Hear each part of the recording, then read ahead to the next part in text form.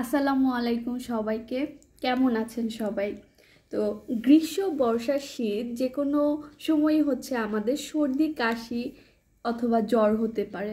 তো সর্দি কাশি জ্বর হওয়ার জন্য আমরা প্রথমেই ডক্টরের শরণাপন্ন না হয়ে আমাদের ঘরে যে সমস্ত উপাদান রয়েছে সে সমস্ত উপাদান দিয়ে আমরা একটা সিরাপ তৈরি করতে পারি।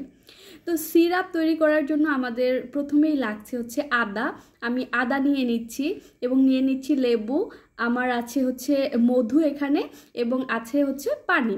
তো আমাদের হচ্ছে সিরাপটা তৈরি করার জন্য সমপরিমাণ আমরা হচ্ছে পানি, মধু, লেবু এবং আদা দিয়ে নিব। তো প্রসেসে চলে যাচ্ছি। এখানে আমি নিয়ে নিচ্ছি হচ্ছে লেবুর রস, সমপরিমাণ নিয়ে নিব হচ্ছে আদার রস। আদাটা হচ্ছে আমি ব্লেন্ড করে নিয়েছি। তো আদার রসের সাথে হচ্ছে আমি লেবুর রসটা মিশিয়ে দিলাম এবং আমাকে মিশাতে হবে পানি সমপরিমাণের, এবং সমপরিমাণ আমি মধু দিয়ে নিব। তো দিয়ে দিলাম সমপরিমাণের মধু, এবং আমি সুন্দর করে আমার এই মিশ্রণটাকে মিক্স করতে হবে সুন্দর করে। মিশ্রণটা মিক্স করতে করতে কিছু কথা বলে রাখি। এটা হচ্ছে আমাদের 1 ঘন্টা 2 ঘন্টা হচ্ছে রেখে দিতে হবে বাইরে।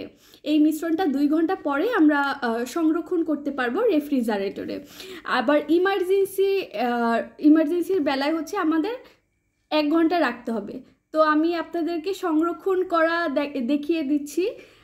সংরক্ষণ করার জন্য আমি এই যে একটা কাচের জার নিয়ে নিলাম। যাদের হচ্ছে খুব বেশি পরিমাণে সিরাপটা তৈরি করবেন তারা হচ্ছে বড় একটা কাচের জারে রাখবেন। তো আমি হচ্ছে রেখে দিলাম হচ্ছে ডিপ ফ্রিজে, নর্মাল পোর্শনে। এবার আমি নর্মাল পোর্শন থেকে বের করে দেখাচ্ছি যে কিভাবে হচ্ছে এটা রোগীকে খেতে দিতে হবে। এটা হচ্ছে আমরা যখনই বের করব ফ্রিজ থেকে তখনই আমরা হচ্ছে একটু কুসুম গরম করে নিব আমাদের সিরাপটা। এবং যারা হচ্ছে ছোট বাচ্চা আছে, ছোট বাচ্চাদের বেলায় আমরা হচ্ছে 2 চামচ খাওয়াবো, এবং বড়দের ক্ষেত্রে বা বয়োজ্যেষ্ঠদের ক্ষেত্রে হচ্ছে আমরা 3 চামচ খেতে দেব। তো আমরা ফ্রিজের পোর্শন থেকে বের করে এটা আমরা একটু গরম পানি নিব। সেই গরম পানিতে হচ্ছে আমরা যতটুকু খাওয়াবো রোগীকে, তো ততটুকু আমরা কুসুম গরম করে নিব। সর্দি কাশি প্রতিরোধে সিরাপ বানানোর প্রসেস দেখিয়ে দিলাম। সকলে ভালো থাকবেন। আসসালামু আলাইকুম।